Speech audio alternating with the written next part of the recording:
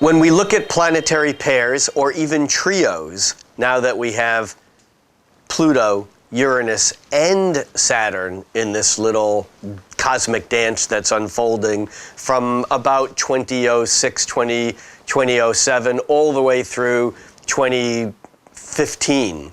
This period of time is not only important because of the relationships that these outer planets are making with each other, but it also becomes important because we astrologers look at the planetary movement through the signs of the zodiac, which are actually related to the seasons here on Earth. Astrologically, the cardinal signs, Aries, Cancer, Capricorn, let me do that again. Astrologically, the cardinal signs, Aries, Cancer, Libra, and Capricorn, each mark the beginning of a new season. Aries is always the first moment of spring. Cancer is always the first moment of summer. Libra is always the autumnal equinox, the first moment of fall. And Capricorn is always the winter solstice, the first moment of the winter. The Mayan calendar, which ends on December 21st, 2012, interestingly enough, is corresponding to a period of time where the winter solstice is aligned with the center of our galaxy. This has been an important piece of this puzzle that's unfolding around this 2012 period of time. But from a traditional astrological point of view, what's significant is that within a few years, not only do we have an alignment of three outer planets, Saturn, Uranus, and Pluto, but each of those planets, Saturn, Uranus, and Pluto, each move through a seasonal change. Pluto moves into Capricorn. It's already moved into Capricorn, which is changes from fall to winter.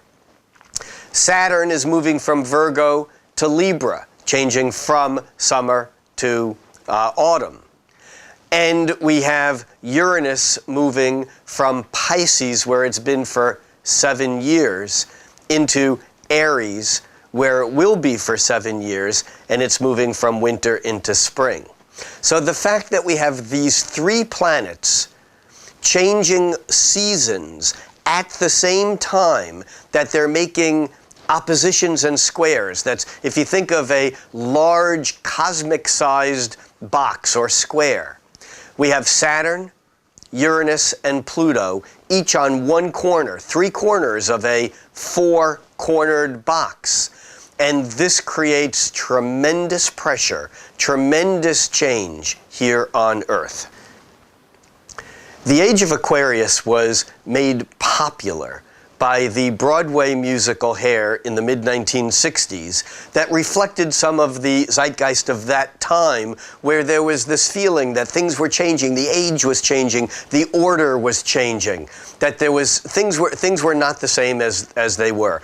And of course this connected to ideas of biblical prophecy and poets such as Yeats and Blake, who talked about, you know, changes of the world order and things of that sort.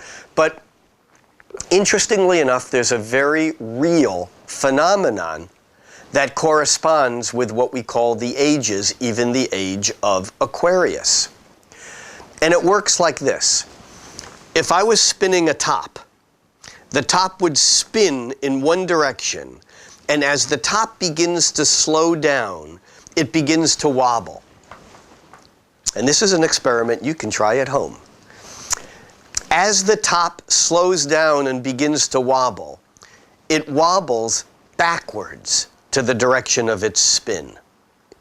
Now the Earth is on an angle. It spins on an angle. This is what creates our seasons, because the Earth is tilted either away from or toward the sun, depending upon whether it's summer or winter.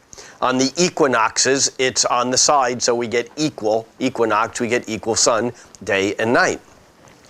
Now, what happens is that this wobble makes the beginning of the seasons, like spring or summer or fall or winter, what it does is it makes those seasons begin with a slightly different relationship with the fixed stars, because the Earth is actually wobbling, the galaxy is not, or at least it's not wobbling enough from our point of view to matter for this discussion. And what that means is that at the first moment of spring, even though there is a constellation Aries, once every 26,000 years, because that's the length of this very slow backward wobble, only once every 26,000 years is the alignment of the sun, from Earth's point of view, really with the exact constellation Aries.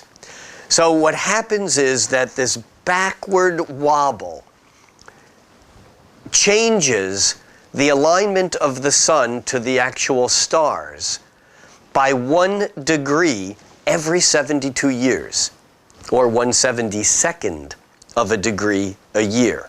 Name this, what this is. Yes. This backwards wobble of 1/72nd of a degree every year, or a complete cycle about every 26,000 years, is called the precession of the equinox, because the equinox actually moves backwards. It precesses based upon the position of the Earth in relationship to the sun, because the Earth is like a top wobbling backwards. And based upon this, each age is about 2,000 years. And here's where I love astrology, because you can't make it up this good. For the last 2,000 years, the spring equinox has been with the sun aligned in the sign of Pisces. Pisces is the symbol of the fish. It's the symbol of Christianity. Pisces has to do with martyrdom, with victimization. Pisces has to do with the two fish swimming in opposite directions, almost like the opposite forces of yin and yang are disconnected and don't know that each other exists. And yet they're connected by some sort of mystical thread. So enlightenment was reserved for the mystics in the age of Pisces, or the age of Christianity. And of course we have the whole symbolism of the Vesica Pisces, the Holy Grail. This is another topic that could be, could be another DVD, and we could spend hours talking about it. It's so fascinating. But from our point of view, the connection between Pisces and Christianity, the age of Pisces, the age of Christianity. We go back 2,000 years. Remember, they go backwards.